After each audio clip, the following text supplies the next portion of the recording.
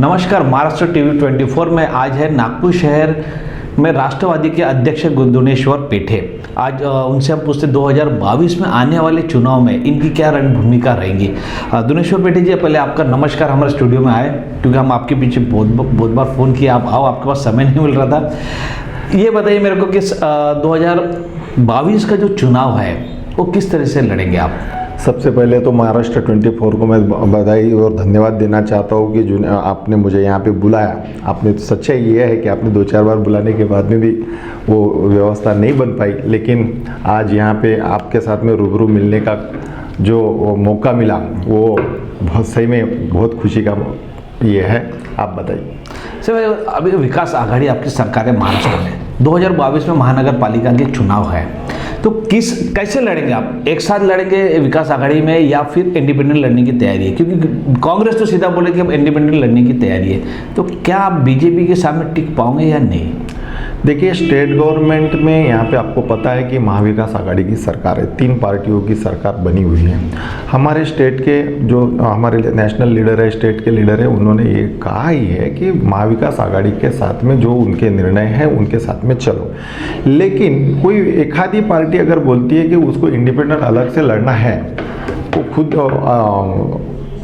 अलग लड़ना चाहती है, तो वो उसकी वो मर्जी है, वो उसके तरीके से लड़ेंगे। लेकिन हम तो पहला प्रयास ये करेंगे कि गठबंधन में लड़े, महाविकास आघाड़ी के गठबंधन में लड़े, ताकि भारतीय जनता पार्टी की 15 साल की जो सत्ता रही है और जो सत्ता से नागरिकों को जो परेशानी हुई है, उस परेशानी को रोकने के लिए, नागरिकों को रिलीफ देने के लिए अपने को महाविकास आघाड़ी के साथ में लड़ना ही है। कांग्रेस का एक जिस तरीके से जो रवैया दिख रहा है कि हम अकेले लड़ेंगे, हम लोग सक्षम है, ये बातें चल रही है, तो ऐसा लगता है कि पूरे देश के अंदर, ये तो महानगर पालिका की चुनाव की बात चल रही है अपनी, लेकिन ऐसा लगता है कि इन लोगों को, या कांग्रेस हो और बीजेपी को, ऐसा लगता है, एक मेरी सोच है कि इन दोनों को लगता है कि तीसरी पार्टी हमारे आगे ना बढ़े। क्योंकि जिस तरीके से महाराष्ट्र में राष्ट्रवादी, अभी नागपुर शहर के आप अध्यक्ष हो और अध्यक्ष के इसमें अभी देखा गया राष्ट्रवादी किस तरीके से बढ़ रही है ना। बहुत आपके इसमें कई पार्टी के लोग ज्वाइन हुए हैं, बहुत अच्छे प्रोग्राम हो रहे हैं, आप आगे बढ़ रहे, काम कर रहे हैं। लेकिन ऐसा लग रहा है मेरे को कि पूरे देश के अंदर एक कांग्रेस और बीजेपी यही चाहते हैं कि महानगर पालिका में हमारी सत्ता हो, केंद्र में हमारी सत्ता हो, सेंटर में हमारी सत्ता हो। ऐसी तो नीति नहीं है इनकी कि तीसरी पार्टी को आगे न बढ़ने देना। देखिए, हर एक पार्टी को अपना अपना जनाधार, अपनी अपनी पार्टी बढ़ाने का अधिकार है, लेकिन अपनी पार्टी बढ़ाते समय ये भी ध्यान रखना चाहिए कि अपन जो सहयोगी पार्टियां, आज तक के कांग्रेस के हम लोग सहयोगी रहे, 15 साल, पिछले 15 साल कांग्रेस के साथ में सेंट्रल में रहे, स्टेट में रहे, अभी भी है। और एक आध बार विशेषता अगर ये देखी जाए तो विदर्भ में या विदर्भ के नागपुर के परिसर में कांग्रेस का अगर प्राबल्य है, तो इसका मतलब वो अगर हम अकेले लड़ेंगे, हमारी ताकत है, ये बताएंगे, ये जरूरी नहीं। लेकिन हमारी पश्चिम महाराष्ट्र में देखेंगे तो पश्चिम महाराष्ट्र में हमारी उससे ज़्यादा ताकत है, लेकिन हम लोग ऐसा नहीं बोलते कि हम अकेले लड़ेंगे। आप देखिए, पुणे हो, खानदेश हो, मराठवाड़ा हो, पश्चिम महाराष्ट्र हो, ये सारी एरिया में हमारे राष्ट्रवादी कांग्रेस के ज़्यादा से ज़्यादा विधानसभा में अधिकृत आमदार आए हुए। तो हम लोग ने कभी नहीं बोला ये ऐसा। आज हम उनसे बड़े हैं, हम सांसद में भी, हमारे पास में सांसद उनसे ज़्यादा है महाराष्ट्र में, हमारे पास में विधानसभा में मेंबर उनसे ज़्यादा है, फिर भी हम वो ये भावना नहीं रखते कि भाई वो हम अकेले लड़ेंगे। हम भी अकेले लड़ सकते हैं। अब क्या हुआ, लास्ट टाइम थोड़ा सी अड़चन ऐसी हुई कि भारतीय जनता पार्टी ने अपने हिसाब से नागपुर शहर के प्रभाग काटा, जिसमें जो 75,000 लोग संख्या के प्रभाग काटने के वजह से वो प्रॉब्लम हुई। हम उसके लिए तैयार नहीं थे, उसके वजह से थोड़ा सा प्रॉब्लम हुआ। और वो कभी भी बड़े प्रभाग रहने से थोड़ा सा कभी भी ये जाता है पार्टी के फेवर में। और भारतीय जनता पार्टी ने मोदी जी के नाम से कॉर्पोरेशन में वोट मांगे। ऐसा नहीं है, हम लोग कोई पवार साहब के नाम से यहाँ पे नहीं मांगते। हम यहाँ पे जो काम कर रहे हैं, पब्लिक का काम कर रहे हैं, पब्लिक के लिए आंदोलन कर रहे हैं, उसके वजह से हम वोट मांगते हैं। अगर भारतीय जनता पार्टी ने वोट मांग के बताइए कि हमने काम किया, 15 साल में उन्होंने टैक्स कितना बढ़ाया, 15 साल में एजुकेशन क्या बच्चे को दिया, 15 साल में उन्होंने 24/7 का पानी कितना दिया, ये आप सबको पता ही है। टैक्स कितने पट बढ़ गया, शहर में क्या योजनाएं लाए, सीमेंट के रास्ते के अलावा और क्या दिया। अब जब ये सारी चीज़ें हैं तो उसमें भारतीय जनता पार्टी को 15 साल से जिस शहर को इन्होंने इसका डेवलपमेंट रोक के रखा, एक हाथ मेट्रो से देने से या कुछ एक सीमेंट की सड़कें बनाने से डेवलपमेंट नहीं है, लेकिन डेवलपमेंट अगर आम जनताओं को, लास्ट एंड यूजर को या पब्लिक को उसका फायदा कहाँ हो रहा है, उसके टैक्स में रिलीफ मिल रहा है, उसको पानी भरा मिल रहा है, उसके बच्चों को पढ़ाई मिल रही है। जो कॉर्पोरेशन में जो जितनी स्कूलें थी वो स्कूल तक की बंद हो गई। वही सोच कांग्रेस ने रखना चाहिए कि अगर भारतीय जनता पार्टी को रोकने का है तो इन्होंने आघाड़ी के साथ में लड़ना चाहिए। यानी बीजेपी को रोकना है तो मिलके ही लड़ना पड़ेगा। मिलके ही लड़ना। यानी आपके महाविकास आघाड़ी को महानगर पालिका में मिल बांट कर ही अपने कैंडिडेट खड़े करना पड़ेगा ही आप लोगों को। और दूसरी बात ये आपने बोले कि अभी महानगर पालिका 15 साल में पूरे नागपुर का विकास नहीं हुआ, महानगर पालिका की स्कूल बंद हो चुकी है, कई नेताओं को उसका फायदा दिया गया, कई जगह को इन्हें कोई बिल्डरों को दे दिए, अपने अपने लोगों को दिए, देखा गया है। लेकिन दिल्ली में जिस तरीके से एक बहुत बड़ा आप पार्टी का उदाहरण, एक हॉस्पिटल, प्राइवेट हॉस्पिटलों को डेवलपमेंट किया, सरकारी हॉस्पिटलों को डेवलपमेंट किया गया, महानगर पालिका के स्कूलों को डेवलपमेंट किया गया, जिससे जो पुराने लोग हैं, कई नेताओं के स्कूल हमने महाराष्ट्र में हमने देखे हैं, लेकिन दिल्ली में देखे कि ये प्राइवेट स्कूल से ज़्यादा सरकारी स्कूलों में वो एडमिशन किए। हो सकता 2022 में अगर आपको मौका मिलता है तो क्या वो केजरीवाल ने जो वहाँ किया, बिजली माफ़ करना कुछ परसेंटेज, हॉस्पिटल को डेवलपमेंट करना, सरकारी स्कूलों को डेवलपमेंट करना, तो ये आप लोग करोगे क्या अगर सरकार में आप आते, महानगर पालिका में आप लोग बैठते हैं तो? हमें विश्वास है कि नागपुर की जनता इतनी त्रस्त हुई है भारतीय जनता पार्टी से, तो ये मौका हमारे को देगी ही देगी।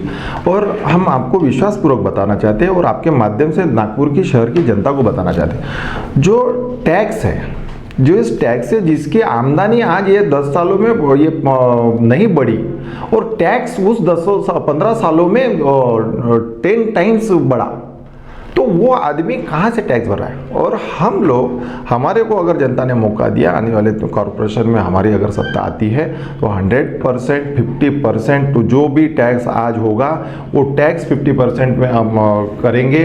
दूसरा, पानी के यूनिट जो फ्री यूनिट होना चाहिए, जैसे दिल्ली सरकार कर रही है, दिल्ली सरकार कोई अलग से जाके तो नहीं कर रही, यहाँ पे ऑडिट होना चाहिए और यहाँ होता नहीं।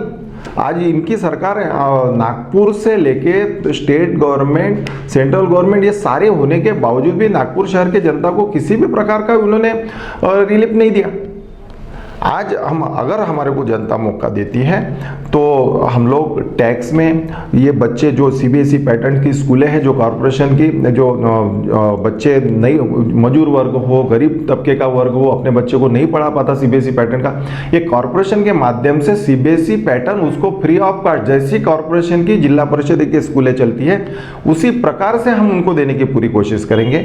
पानी 24/7 में जो यहाँ पे बिल अनाप शनाप आ रहे हैं, वो बिल कम से कम हो या आधे से भी कम हो, ऐसी हमारी मानसिकता है। और आने वाले समय में हम जो हमारा मैनिफेस्टो होगा, हमारा जाहिरनामा होगा, 100% हम लिख के वहाँ पे देंगे जनता को कि हमारे को अगर आप सत्ता देते हैं, यानी संपन्न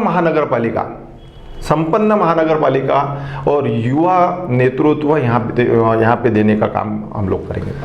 मैं तो कहूँगा आम जनता से, नागपुर वासियों को भी कहूँगा, अगर राष्ट्रवादी के अध्यक्ष दुनेश्वर पेटे अगर बोल रहे हैं कि अगर आने वाले समय पे 22 में इनकी सरकार चुनकर आती है तो ये जरूर जो दिल्ली में सिस्टम चल रहा था, सीबीएसई पैटर्न जो सरकारी स्कूल में ये लाने वाले हैं और टैक्स में 50% कम करने वाले हैं। लेकिन आज महाराष्ट्र में इनकी सरकार रहने के बाद भी बिजली बिल जो कोरोना के वक्त कम करने की बात की गई थी, वो बिल कम नहीं किए, जिसका भुगतान आम जनता को आज भी भुगतना पड़ रहा है। उस पे बारे में क्या कहोगे? मंत्री अपने ऊर्जा मंत्री बड़े आश्वासन दे दिए थे, आम जनता को लगा हमारे बिजली का बिल कम होगा, लेकिन आप ही के साथ में है वो सरकार में। बिल्कुल बराबर है, हमारे सहयोगी, हमारी आघाड़ी सरकार के ही मंत्री महोदय है, हमारे नागपुर के ही है। और लेकिन ये बिजली पैदा करने के लिए हमारे को क्या चीज़ें लगती हैं? जो कोयला, वो कोयला कहाँ से आता, वो किसके हाथ में है, वो कोयला देने से किसने मना किया, उसके रेट्स किसने बढ़ाया, वो सेंट्रल गवर्नमेंट ने किया, और सिर्फ इसलिए किया कि ये उनकी सेंट्रल गवर्नमेंट भाजपा की है, नेतृत्व में है, और यहाँ की जो स्टेट गवर्नमेंट है ये महाविकास आघाड़ी की है, कांग्रेस की है, राष्ट्रवादी की है, शिवसेना की है। उस वजह से उन्होंने कोयले में वहाँ पे जो बढ़ोतरी किया, रेट में बढ़ोतरी किया, कोयला नहीं देने का काम किया, उसके वजह से नाइलाज से हमारे को ये करना पड़ा।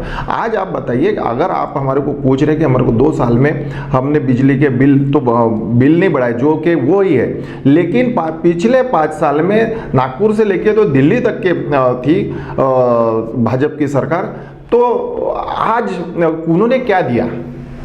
अब एक बात, बिजली बिल के सबसे ज़्यादा पावर स्टेशन अपने विदर्भ और महाराष्ट्र में है। कुराडी, खापरखेड़ा, चंद्रपुर, सबसे ज़्यादा पावर स्टेशन में, यहाँ से बिजली वहाँ जाती है। और लोगों का, एक साधारण एक आदमी भी बोलता है कि बिजली हमारे महाराष्ट्र में, हमारे विदर्भ में बनती है, और ये बिजली बिल हमको महंगी है, और ये जो दिल्ली में जाती है, अदर स्टेट में जाती है, वहाँ पर महंगी है।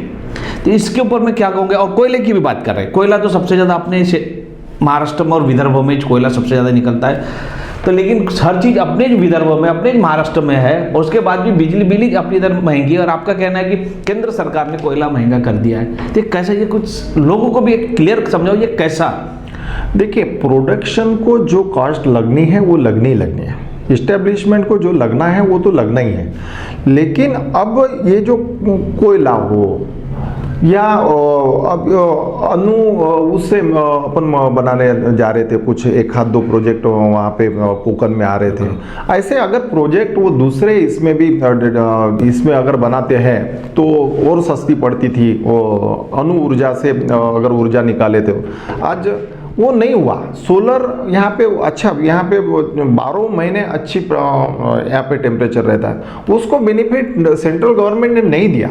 और रही बात यहाँ से कहीं और बिजली जा रही है, उसका मतलब वहाँ पे वो सस्ती है ऐसा नहीं है। जो यहाँ पे जो प्रोडक्शन कॉस्ट आ रही है वो वही रेट है, और यह आज से नहीं, पिछले 5 सालों में वही थे, कई सालों से वही चल रहा है। लेकिन विदर्भ वालों का जो कहना है, जैसे विदर्भ अलग करो, उनका कहना है कि अगर विदर्भ अलग होता है तो सबसे ज़्यादा कोयला भी ना विदर्भ में है, बिजली बिल भी पावर स्टेशन भी विदर्भ में, बहुत सारे उद्योग विदर्भ में कर सकते हैं, बिजली का बिल कम करके अपन यहाँ कई उद्योग ला सकते हैं। लेकिन ये ना महाराष्ट्र सरकार चाहती है ना केंद्र सरकार चाहती है। ऐसा क्यों? ये आम जनता को ये एक चीज़ें ऐसी पता होना चाहिए कि भाई ऐसा क्यों होता है। देखिए, अभी पिछले 2 साल से पूरी जागतिक बीमारी यहाँ पे कोविड हुई है, उसके वजह से, और कोविड के समय से ही, कोविड जब आया उसके पहले ही महीना भरे पहले 15 दिन पहले महाविकास आघाड़ी यहाँ पे तैयार होके यहाँ पे उसकी सरकार बनी। अब वो सरकार बनने के बाद में पूरे 2 साल आप देख रहे हैं कि ये पूरे कोविड में गए। स्टेट गवर्नमेंट की पूरी तरीके से, हमारे यहाँ के स्टेट के मुख्यमंत्री आदरणीय उद्धव ठाकरे साहब ये भी चाह रहे हैं कि विदर्भ का एक अच्छा जो भी बैकलॉग हो वो भी पूरा होना चाहिए। विदर्भ में बहुत अच्छे इंडस्ट्रीज आना चाहिए। अभी तक के पिछले 5-7 सालों में किसी भी प्रकार का मिहान के तरफ इंडस्ट्रियल डेवलपमेंट के लिए किसी भी प्रकार का ध्यान नहीं था। लेकिन अभी उद्धव ठाकरे जी है, हमारे अजित दादा पवार साहब उप मुख्यमंत्री हैं, वो तब से उन्होंने विदर्भ के लिए, विदर्भ के मिहान के लिए, अभी कुछ दिन पहले हमारे शरद पवार साहब आए, यहाँ पे इंडस्ट्रीज क्यों नहीं आ रही, कि वो सारी उन्होंने यहाँ पे चर्चा करके क्या क्या ड्रॉबैक है, यहाँ के व्यापारियों के प्रॉब्लम क्या है, वो सारे समस्या यानी सुन के यहाँ से गए। तो मुझे ऐसा लगता है कि आने वाले समय में जो महाविकास आघाड़ी है वो अच्छी तरीके से काम करेगी। मिहान का मुद्दा मैं बता रहा हूँ। मिहान के मुद्दे में ऐसा है कि महाराष्ट्र में और अपने विदर्भ में, सबसे ज़्यादा विदर्भ की बात, अपने नागपुर की बात करें, हर चीज़ महंगी है। यहाँ पर आने तक के पेट्रोल महंगा होता है, यहाँ पर आने तक के डीजल महंगे होते हैं, न्यायिक बिजली पैदा होती है, फिर भी बिजली के बिल यहाँ बिल ज़्यादा आते हैं, पानी के टैक्सेस ज़्यादा है, कारपोरेशन के टैक्सेस ज़्यादा है। यानी विदर्भ में यहाँ जो आप मिहान की बात करें, हर चीज़ ज़्यादा है, तो यहाँ पर कौन अब फैक्ट्री डालेगा मिहान में? बिल्कुल बराबर है। वो जो SEZ जो बने हुए हैं वहाँ पे फैसिलिटीज़ तो यहाँ पे 100% है। लेकिन जैसे कुछ एक उत्तराखंड में हाइड्रोलिक प्लांट है, वो पानी के वजह से, पानी के प्रेशर से वो बिजली उत्पन्न होती है, उसको कास्टिंग कम आती है। यहाँ पे कोयले से लेबर, ये सारी चीज़ों का अगर अपन कैलकुलेशन निकालते हैं, कोई पावर स्टेशन का अगर सब निकालते हैं, तो वो सारा एक्सपेंसिव मामला होता है। ये बिल्कुल बात बराबर है। मेरी भी मांगनी यही रहेगी कि महाराष्ट्र सरकार ने, वो महाराष्ट्र सरकार हो, सेंट्रल की सरकार हो, यहाँ पे विदर्भ में जो चीज़ें यहाँ पे है, उस चीज़ों का लाभ यहाँ के विदर्भ वासियों को होना चाहिए, ये हमारी भी मांगनी रहेगी। और यहाँ पे हम चाहेंगे कि ज़्यादा से यहाँ पे जो बिजली महंगी है, जिस प्रकार से वो महंगी अगर आधे यहाँ पे आती है, तो लोग छत्तीसगढ़, रायपुर या कई इधर जगह नहीं जाएंगे। ये सच्चाई है, ये आने वाले समय में मेरे ख्याल से। दोनेश्वर पेटे जी, आप अगर महानगर पालिका में आपकी सरकार बैठती है, या आपके साथ में कांग्रेस हो या शिवसेना, अगर आप लोग बैठते हैं, तो मेरा ये कहना है कि जो समस्या कई सालों से चल रही है अपने महानगर पालिका के अंदर की बात बोलो या टैक्सेस बोलिए, तो आप लोग, आपने तभी बोले मैं 50% टैक्सेस कम करेंगे, पानी की बिल कम करेंगे। हो सकता है उद्योग में भी इसका डेवलपमेंट होगा, क्योंकि जिस तरीके से आप बोल रहे थे कि मियान का मुद्दा, क्योंकि ये चीज़ें कम होंगी तो मियान में फैक्ट्री आएंगी, लोग ऑटोमेटिक यहाँ के लोगों को रोजगार मिलेगा, बाहर जाने की जरूरत नहीं गिरी। लेकिन आपको करना पड़ेगा, क्योंकि हमेशा देखा गया है सरकार में आने के पहले कई लोगों को सिर्फ आश्वासन होते हैं, हम ये करेंगे, हम वो करेंगे, हम ये वादे पूरे करेंगे, लेकिन वादे कोई पूरे नहीं करते। कहीं ना कहीं फिर सरकार में बैठने के बाद एक टेक्निकल पॉइंट बताते हैं, हम इस कारण से ये पूरा नहीं कर पा रहे, हमारे बीच ये प्रॉब्लम आ रही, फिर यहाँ तक बोल देती है पुराने वालों का किया हुआ धरा है, इनके वजह से हम नुकसान में है, जो हमको अभी भरपाई करना पड़ा। ये बहुत सारे मुद्दे नेता लोगों का कहना रहता है कि आप अध्यक्ष के खातिर 2022 में अगर महानगर पालिका में आपकी सरकार बिठाना है, तो आप ये कन्फर्म बताओ, कॉन्फिडेंस से बताओ कि हम पुराने जो बीजेपी की सरकार जो बैठी है महानगर पालिका में, उनका रोना गाना नहीं गाओगे। बिल्कुल बराबर। हम किसी भी प्रकार का पहले क्या हुआ उसका रोना गाना नहीं गाएंगे। इन्होंने 15 साल में क्या क्या भ्रष्टाचार किए ये सब आपको पता है, लेकिन किसी भी प्रकार का हम नहीं बोलते। लेकिन हम जनता को इतना ही आश्वस्त करना चाहते हैं कि आने वाले समय में नागपुर शहर का मजदूर वर्ग हो, कामगार वर्ग हो, यहाँ का व्यापारी वर्ग हो, यहाँ का कर्मचारी हो, सरकारी कर्मचारी हो, इनको बेनिफिट दिलाने का काम। इनको बेनिफिट कहाँ से दिला सकते हैं? हम उसको टैक्स से दिला सकते हैं। घर के टैक्स, संपत्ति कर जो है, पानी के बिल है, और उनके बच्चों को जो लाख लाख रुपए देके सीबीएसई पैटर्न में उनको भेजना पड़ता, वहाँ पे लाखों रुपए भरना पड़ता बच्चे के पढ़ाई के लिए। वो बच्चे के पढ़ाई के लिए लाखों रुपए भरने की जरूरत नहीं रहेंगे। वो हेल्थ ऐसा देंगे, यहाँ पे नागपुर कॉरपोरेशन दिल्ली सरकार के धरती पे अच्छे से अच्छे हॉस्पिटल देने का काम करेंगी, जो कि यहाँ का मेडिकल हो, मेयो हॉस्पिटल हो और डागा हॉस्पिटल, इनसे इनको अच्छा करके, या कॉरपोरेशंस के बहुत अच्छे हॉस्पिटल करके लोगों का उसमें लोगों की यहाँ पे मदद लेके हम अच्छे से अच्छी हेल्थ सेवा देने का काम करेंगे। ये सारी व्यवस्थाएं वहाँ पे लोगों को देने का काम हम लोग करेंगे। लेते हैं एक ब्रेक के बाद 2022 के चुनाव के जो मुद्दे हैं उनके ऊपर में हम फिर से चर्चा करेंगे, लेकिन 22 में किस तरीके से ये बीजेपी को सफाया कर सकते तो भी मुद्दे की बात करेंगे। आपको घर की जरूरतों का सामान लेना है तो सीधा आइए एस स्मार्ट सुपरमार्केट और पाइए ग्रोसरी का हर सामान एक ही छत के नीचे, वो भी वाजिब दामों में। तो आइए एस स्मार्ट सुपरमार्केट शुक्ल बंधु।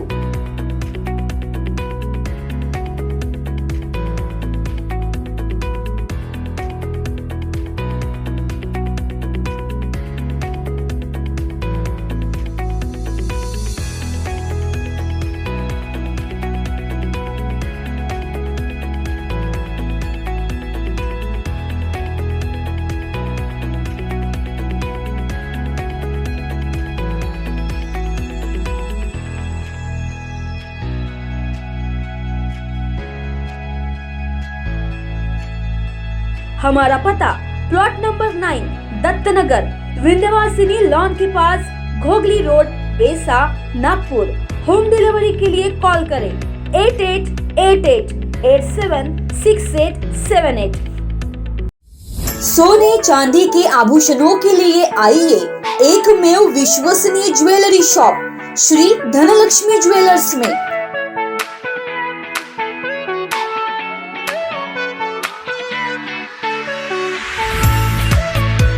श्री धनलक्ष्मी ज्वेलर्स लाया है दिवाली पर खास ऑफर्स। 10 ग्राम के सोने खरीदी पर पाइए 5 ग्राम का चांदी का सिक्का फ्री। संपूर्ण हॉलमार्क ज्वेलरी और लेटेस्ट ज्वेलरी डिजाइन्स मिलने का हिंगा का एकमेव ज्वेलरी शॉप।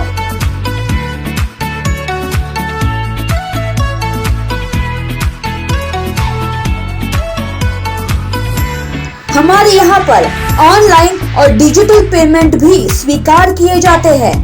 बहुत ही जल्द अब नई शाखा जलाराम मंगलम में, तो देर किस बात की, एक बार अवश्य पधारे। Shri Dhanalakshmi jewellers, Pardhi Nagar, Hinga road, Nagpur. Contact number 9423102449। Break के बाद फिर हम दुनेश्वर पेटे जी से फिर चर्चा करेंगे, लेकिन एक खुश खबर तो ये आप लोगों के लिए है ही। अगर 2022 में जिस तरीके से इन्हें कहा कि 50% टैक्स पानी का बिल और महानगर पालिका के स्कूलों में भी अच्छा डेवलपमेंट होगा, CBSE पैटर्न बनाया जाएगा, ये बहुत अच्छी बात कहे इन्हें, क्योंकि अभी तक हम जो देख रहे हैं महानगर की पालिका की स्कूल बंद होती जा रही है। तो कहीं ना कहीं बीजेपी ने जो काम की है अभी तक 15 साल में, जो महानगर पालिका के स्कूल और सरकारी महानगर पालिका का हॉस्पिटल में कोई डेवलपमेंट नहीं दिख रहा है, लेकिन इनका कहना है अगर 22 में सरकार आती है और ये आश्वासन भी दे रहे हैं कि हमारी सरकार आने के बाद हम लोग ये सब विकास करेंगे। लेकिन आपकी सरकार कैसे आएगी, सबसे पहले मेरा सवाल ये कैसे, क्योंकि एक कांग्रेस अपने एक अकेले चलो वाली नीति चल रही है, शिवसेना का अभी तक कुछ सामने आया नहीं कि हम क्या करेंगे, सिर्फ एक विकास आने महाविकास आघाड़ी एक तरफ कहते हैं कि हम सब साथ में है, दूसरे जगह राष्ट्रवादी एक अकेले नजर आ रही है एक प्लेटफॉर्म पर। तो आप अगर आपको चांस मिलता है अपने नगर सेवक पूरे खड़े करने के, और जो आश्वासन आपने दिए कि हम टैक्सेस से लेकर हर चीज़ कम करेंगे, क्या लगता है आप लोग अपनी पूरी सिटी निकाल पाएंगे? देखिए, पिछले 4 महीने से हम लोग यहाँ पे मैं अध्यक्ष बनने के बाद में, या हमारे माजी नगर अध्यक्ष भी, सब लोग अपने अपने तरीके से काम आज तक के करते आए हैं। हमारा टारगेट ही ये रहा है कि यहाँ पे नागपुर में राष्ट्रवादी का कंट्रोल की कॉरपोरेशन आना चाहिए। हमारे नेता प्रफुल्ल भाई पटेल साहब हो, आदरणीय अजीत दादा पवार साहब हो, प्रदेश अध्यक्ष जयंत पाटिल साहब हो, इन सब लोगों ने भी कमर कसी है। आप देख रहे होंगे कि हर 15 दिन में प्रफुल्ल भाई पटेल साहब यहाँ पे नागपुर में आ रहे, गृह मंत्री विशेषता से आ रहे। गृह मंत्री विशेषता से भले वो अपने सरकारी कार्यक्रम में आ रहे होंगे, लेकिन शाम का समय पूरी तरीके से वो पार्टी को दे रहे हैं। आज शरद पवार साहब यहाँ पे आए, आपने देखा कि पूरी तरीके से इन्होंने कार्यक्रम दिया। आज हमने व्यापारियों के कितने सालों के जो प्रश्न पड़े हुए थे, पिछले 5-7 सालों के जो प्रॉब्लम्स आए हुए थे, LBT के प्रॉब्लम हो या वो अभी नए तरीके से उनके जो ओन बैग्स हो, ऐसे बहुत सारे प्रॉब्लम्स उन व्यापारियों ने बताया। तो उसी समय साहब ने, पवार साहब ने उन लोगों के साथ में सेंटर पॉइंट होटल में NBCC के साथ में बैठ के उन सारे व्यापारी, नागपुर शहर के या विदर्भ के व्यापारियों के साथ में बैठक किया। अब वो बैठक का उन लोगों के प्रॉब्लम अगर सॉल्व हो गए तो 100% व्यापारी हमारे साथ में रहेंगे, और आज भी है। इसके पहले भी आप देखेंगे कि हम जहाँ रहते हैं, हम वर्धमान नगर एरिया, देशपांडे लेआउट, छापरू लोग ये एरिया, लकड़गंज एरिया, ये सारा व्यापारी जहाँ से मैं चुन गया था, व्यापारी भाई बिल्कुल हमारे तरीके हमारे साथ में हमारे साथ में। देखिए, ये जो बाकी की जो चीज़ें जो 15 साल में बीजेपी ने नहीं कर पाई, वो करने की मन हमारा 100% है, जिसके लिए महाविकास आघाड़ी में आज हम बहुत अच्छे वहाँ पे पोर्टफोलियो के साथ में है। तो हम 100% यहाँ पे ये काम करेंगे। मैं आपको और एक बार रिपीट करता हूँ, हम 100% आपको मैं बताता हूँ कि आने वाले समय में अगर सत्ता मिलती है तो ये टैक्स तो 50% करेंगे ही करेंगे। साथ ही साथ हेल्थ जो प्रॉब्लम अभी 2 साल में, ये अभी जो कोविड में जो हुए, ये कॉर्पोरेशन ने क्या दिया, एक सादा सा किसी को बेड नहीं दिला पाई, वो व्यवस्था आने वाले ऐसे कोई आपदा है, उस आपदा के समय हो या जनरली नागपुर शहर की जनता के लिए हो, अच्छे से अच्छा हॉस्पिटल, अच्छे से अच्छा स्वास्थ्य देने का काम करेंगे। मजदूर वर्ग हो, कामगार वर्ग हो, गरीब वर्ग हो, उनको free of cost CBSE pattern का जो एनएमसी आज तक के चलाती थी, जो एनएमसी आज तक के कर्मचारियों के पैसे भर के, बट वो वो वहाँ पे एक भी बच्चा नहीं पढ़ रहा है कॉरपोरेशन के स्कूल में, बड़े बड़े इतनी अच्छी स्कूलें होने के बावजूद भी वो बंद हो गई। आने वाले समय में हम सारी की सारी सीबीएसई पैटर्न में, स्टेट बोर्ड के पैटर्न में हम बदल के हम कामगारों के बच्चों को, मीडियम क्लास के बच्चों को वो पूरी तरीके से शिक्षा देने का काम करेंगे। किसी भी प्रकार का बच्चा वंचित, वो शिक्षा से वंचित नहीं रहेगा। जो पानी, जो मूलभूत अधिकार है, जो दे नहीं पाई भाजपा सरकार यहाँ पे, हम लोग आने वाले समय में 50% तो मैं आज बोलता हूँ, फिर हमारे को बिठा देवे वहाँ पे, बोल देवे कि यहाँ पे बैठ के कैसा 50% होता, तो हमारे से सवाल करें तो हम 50% कैसा ला सकते हैं ये हम बताएंगे। आज कॉरपोरेशन करोड़ों रुपए का टैक्स, ये बिजली का बिल भर रही है, ये करोड़ों रुपए सिर्फ कॉरपोरेशन के, नागपुर के कॉरपोरेशन की जनता के जा रहे हैं। ये अगर पैसे बच गए, अगर ये सोलर में अगर शिफ्ट करते थे या किसी और इसमें शिफ्ट करते थे, जो करोड़ों रुपए जो बच रहे, आज देखिए बड़े बड़े घर में सोलर के प्लांट लगाए, आज उनके जीरो बिल हो गए। आज एक बार का इन्वेस्टमेंट, आज इंस्टीट्यूशन है, कॉरपोरेशन से एक बड़ी एक संस्था है, ये कर सकती थी। करोड़ों रुपए अपने वाले, जो हजारों करोड़ रुपए के नागपुर शहर का फायदा है, वो आने ये 5 साल में हजारों करोड़ रुपए बच सकते हैं। ऐसा काम करेंगे और जो हजारों करोड़ रुपए कॉरपोरेशन के हम बचा के ये उन जनता के लिए देंगे जिन्होंने हमें चुन के देंगी या चुन के देने वाली है, और उनके काम में वो लगाएंगे।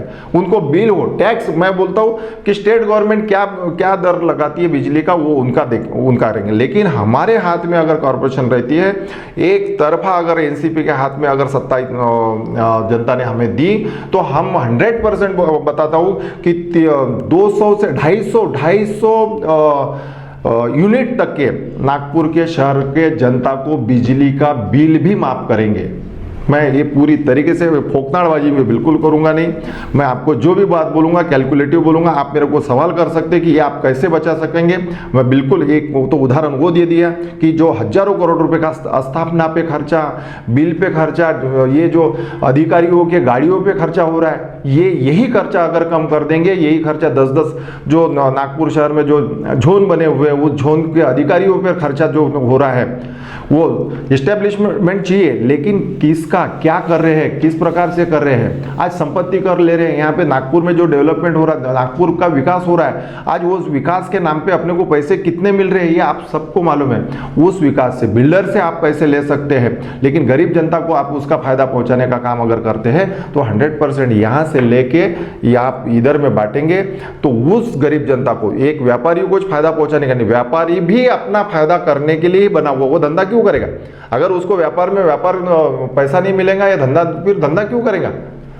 आज की जो परिस्थिति आई हुई है अपने नागपुर शहर में, युवा बेरोजगार बहुत ज्यादा हो गए, उसके कारण भी कॉरपोरेशन है। आज अपंगों के ये जो चोरियां चकाटियां जो बढ़ रही है, वो देखिए, उनके जो कुछ यहाँ पे अतिक्रमण करके, ठीक है अतिक्रमण गलत है, लेकिन वो अपनी रोजी रोटी पाल रहा है। आज उसका एक ठेला लगा के वो अपनी अगर सुबह से शाम तक ही अपना घर पाल रहा होगा तो उसका क्या गलत है? आज उसकी व्यवस्था करने का काम करना चाहिए। यातायात की समस्या छुड़वा के कॉरपोरेशन ने इनिशिएटिव लेना चाहिए। आप उनके ठेले वो हटा रहे हो, उसको काम नहीं करने दे रहे हो, और इतना सारा अतिक्रमण वहाँ पे पूरे नागपुर शहर में वो नहीं दिखता। देखिए, अतिक्रमण का मुद्दा आपने जो बोले कि ठीक है गरीब लोग, लेकिन अतिक्रमण तो सबसे ज्यादा मैंने तो देखा हूँ कि बड़े बड़े व्यापारी, बड़े बड़े दुकानदार जो है ना, फुटपाथ से लेकर रोड तक के अतिक्रमण, चलो ये एक विषय अलग है, लेकिन OCW का एक मुद्दा है, जो पानी का मुद्दा चल रहा है।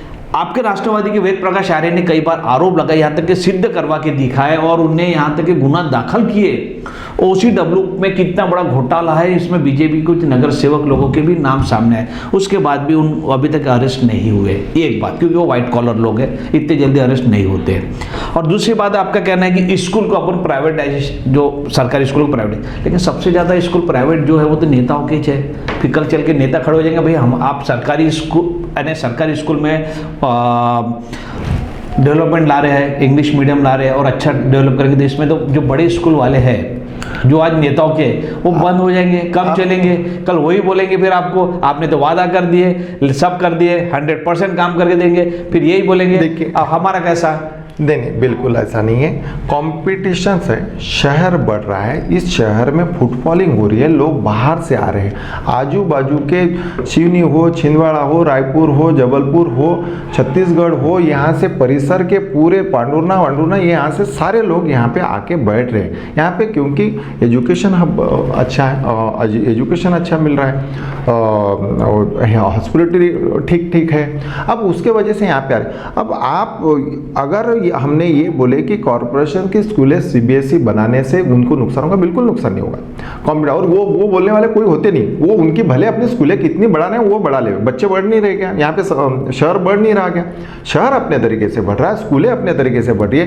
पोद्दार इंटरनेशनल हो, सेंटर पॉइंट हो, भवंस हो, हर वो साल में अपनी वाली ब्रांचेस बना रहे। ये बात नहीं ठीक है, चलो वो अगर तक आपको मेरा कहना है कि उन लोगों का ये रुकावट नहीं आना चाहिए। अच्छा जो आपका जो प्लानिंग है, इतना अच्छा प्लानिंग है, इसमें रुकावट नहीं आना चाहिए बड़े नेताओं का, मेरा ये कहना है। नहीं, आपने जब बोले हैं तो 101% मेरे को लगता है कि आप वो पूरा करके देंगे ही। आप विश्वास कीजिए।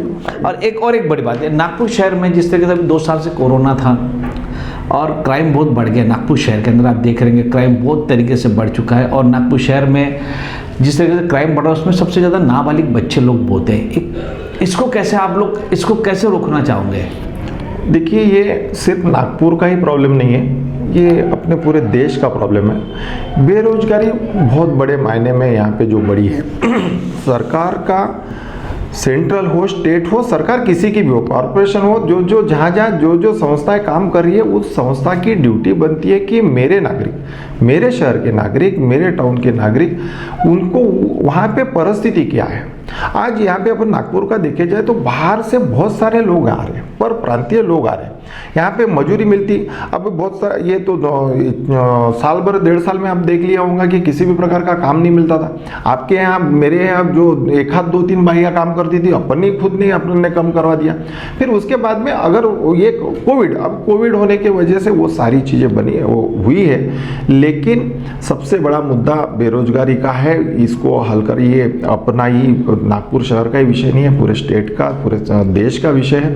ये बड़ी अच्छी तरीके से इनको हैंडल करके कर लेना चाहिए, ताकि जो उसके बेरोजगारी के कारण जो क्राइम के तरफ बढ़ रहे हैं युवा वर्ग, तो वो बढ़ना कम हो जाए। उसको सरकार के तरफ से उसके लिए कोई प्लानिंग किए होंगे कि अगर जिस तरीके से आपको दिख रहा है 2 साल में, अभी तीसरे वे की भी बात चल रही है, ठीक है, अभी तीसरे वे अपने नागपुर में नहीं है, लेकिन इस बेरोजगारों को किस तरीके से, आपने तो बोले हैं कि मिहान में आप डेवलपमेंट लाएंगे, और क्या है अभी करंट में आप क्या, अभी तो बीजेपी की सरकार है, अभी 22 में चुनाव है, तो उसमें और कुछ प्लानिंग कर सकते हैं क्या आप? क्योंकि बहुत लोग, क्राइम इतना बढ़ गया, नाबालिग बच्चे मर्डर कर रहे हैं, स्कूल नहीं जा पा रहे। मैंने सबसे पहली बार वही बोला कि कॉरपोरेशन में अपन जो कॉरपोरेशन के हद में जो चीज़ें अच्छी कर सकते हैं अपन, बेरोजगार युवकों के लिए अपन रोजगार का कैसा करना, उनको कॉरपोरेशन के माध्यम से लोन देना, उनको छोटे छोटे मदर डेयरी के जैसे ठेले लगा के देना, उनको अलग अलग जो जिसकी जैसी स्किल है। जैसे पंतप्रधान मोदी साहब बोलते हैं कि पकोड़े तलो, वो गलत बात नहीं है, मैं समर्थन करता हूँ। पकोड़े तलने आते तो पकोड़े तलो, किसी को किराना बेचना आता तो किराना बेचो, किसी कहीं अंडे बेच सकते तो अंडे बेचो, व्यापार करने में कोई हरकत नहीं है, लेकिन वो व्यापार का मार्केट अवेलेबल करा देने की जवाबदारी है। मेरे बोलने से कुछ नहीं होगा, लेकिन मैं आपको विश्वास दिलाता हूँ कि अगर ऐसा होता है, हमारे हाथ में कंट्रोल आता है नागपुर शहर कॉरपोरेशन का, तो हम 100% नागपुर के शहर के हर कोने में जहाँ यातायात संबंधित विवाद पैदा ना हो, किसी के प्रॉब्लम ना हो, ऐसे लोगों को, हजारों लोगों को हम लोग यहाँ पे रोजगार देंगे। और उस रोजगार के माध्यम से जो आप बोल रहे हैं कि क्राइम यहाँ पे बढ़ा हुआ है, जो अगर क्राइम सिर्फ रोजगार के कारण, वो बाकी देखिए क्राइम तो ऐसे जनरली एक आधे होटल में ये इसमें रूम में जाओ, रूम में अगर कोई मर्डर कर देता तो वो उसके लिए कुछ यहाँ पे पुलिस भी पूरी तरीके से मुस्तैदी से काम कर रही है। हमारे यहाँ पे नए सीपी साहब आए, वो सीपी साहब भी बहुत अच्छे तरीके से काम कर रहे हैं। तो मुझे ऐसा लगता है कि सबने अपनी अपनी ड्यूटी जवाबदारियाँ समझ लेना चाहिए। आपके यहाँ एक आधा नौकर है, अपन क्या करते कि एक नौकर कम कर दो, अब जवाबदारी तो आपकी मेरी भी है, यहाँ के कारखानदार हो, व्यापारी हो, इंडस्ट्रियलिस्ट हो, इन्होंने भी जवाबदारी समझ लेना चाहिए कि ठीक है कि भाई मेरे को भुगतान भुगतना पड़ रहा है एक आदमी का ज़्यादा पगार देने से। लेकिन आप ये सोचो कि उसको अगर आप पगार देते हैं तो उसके एक पगार देने से, एक व्यक्ति को पगार देने से उसके पीछे जो 4 लोग हैं वो 4 लोग जी रहे हैं। आप उस भावना को समझ के यहाँ के व्यापारियों ने, इंडस्ट्रियलिस्ट ने और आपने, मैंने भी वैसा करने से मुझे ऐसा लगता है कि सबको रिलीफ मिलेगा। महानगर पालिका के चुनाव अगर कोरोना 3rd वेव अगर नागपुर में आती है तो उसके वजह से अगर चुनाव आगे बढ़ता है, फिर बीजेपी की सत्ता रहेगी, तो क्या कैसा करोगे? आगे चुनाव का समय आगे बढ़ता है, बढ़ना चाहिए या नहीं बढ़ना चाहिए? नहीं, वो देखिए, चुनाव आयोग अपने तरीके से अपना काम कर रहा है, हम चुनाव के लिए पूरी तरीके से तैयार हैं। राष्ट्रवादी कांग्रेस पार्टी नागपुर में, मैं आपको विश्वास पूर्वक दिलाता हूँ, ये 30 दिसंबर तक के 9 लाख लोगों का, 9 लाख सदस्य बनाने का हमारा टारगेट है। हम 100% 9 लाख लोग यहाँ पे अपने राष्ट्रवादी के सदस्य बनाने की अभियान चालू कर दिया है। तो ये 9 लाख सदस्य के भरोसे हम यहाँ पे जीतेंगे भी। और इलेक्शन जब कभी हो, कोविड की परिस्थिति आगे हो पीछे हो, अगर यहाँ पे अगर दिसंबर में, जनवरी में भी अगर इलेक्शन होते हैं, फरवरी में भी इलेक्शन होते हैं, तो भी हमारे 151, 156, 157 जो भी यहाँ पे सीटें रहेगी वो 100% हम लड़ेंगी। और पूरी तरीके से हम ये नहीं बोलते कि हम 108 जीत के आएंगे कि 151, हमारे पास में कोई ईवीएम की सेटिंग नहीं है।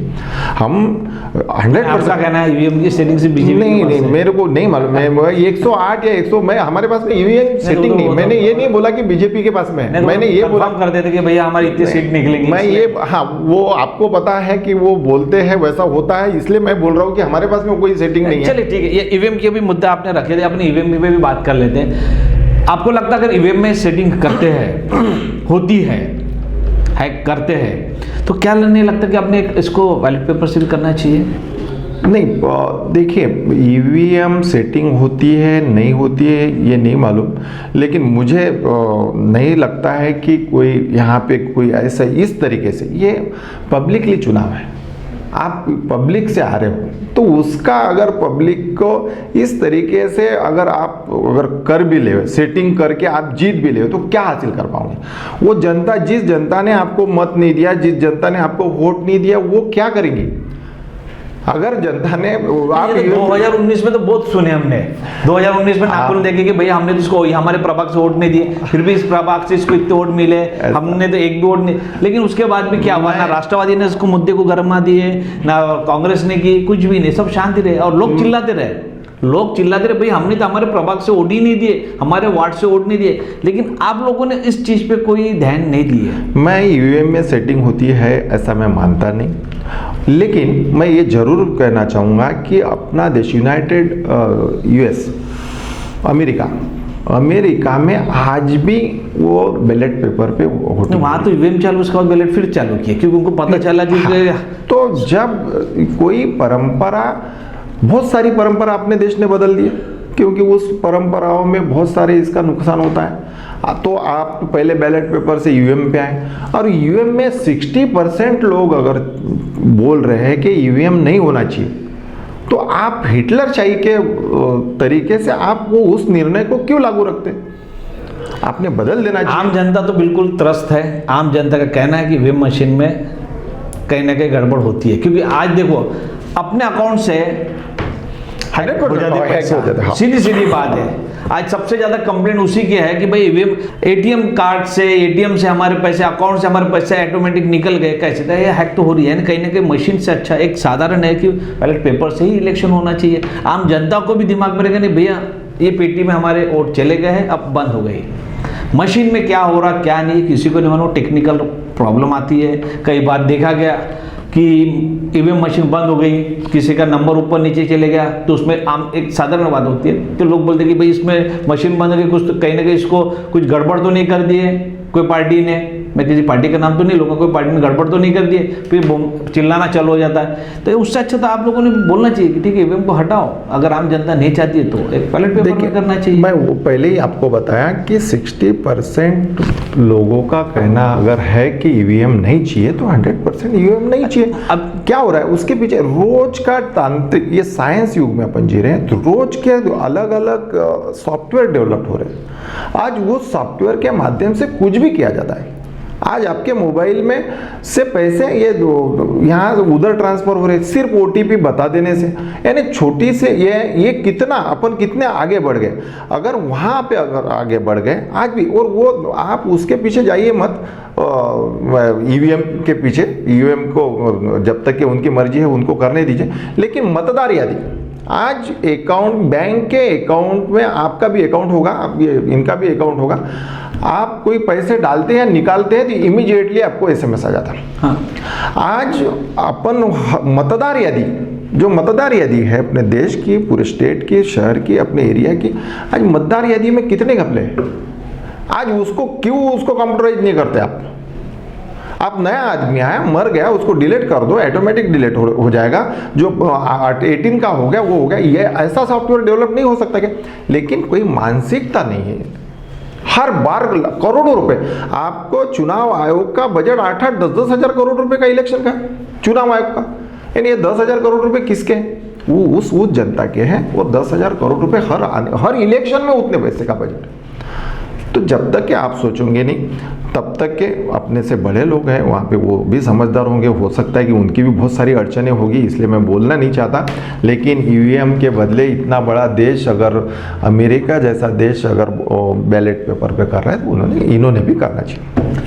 अपने नागपुर में शरद पवार आ गए, गृह मंत्री आ गए, सब आ गए। यानी कहीं ना कहीं ऐसा लग रहा है कि नागपुर शहर में इस बार सत्ता बीजेपी की, यानी सोच के ही रखे इन लोग पार्टी ने कि महाविकास आघाड़ी ने कि इनकी सत्ता हटाना ही है। हो सकता सत्ता हट भी जाएंगी।